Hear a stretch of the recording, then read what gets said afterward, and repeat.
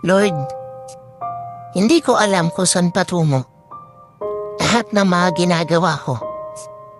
Hindi ko alam kung lahat ba ng desisyon ko ay tama.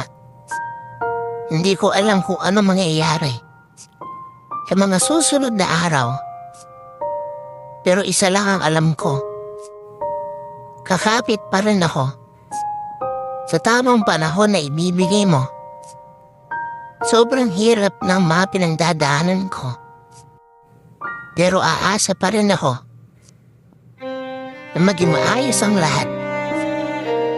Hindi ko alam kung kanino ako lalapit sa mga panahon na parehong pagod ang isip at katawan ko.